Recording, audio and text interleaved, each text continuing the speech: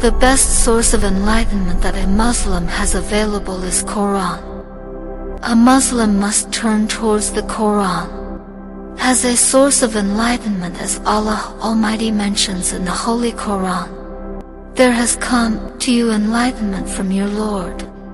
So, whoever will see does so for the benefit of his soul.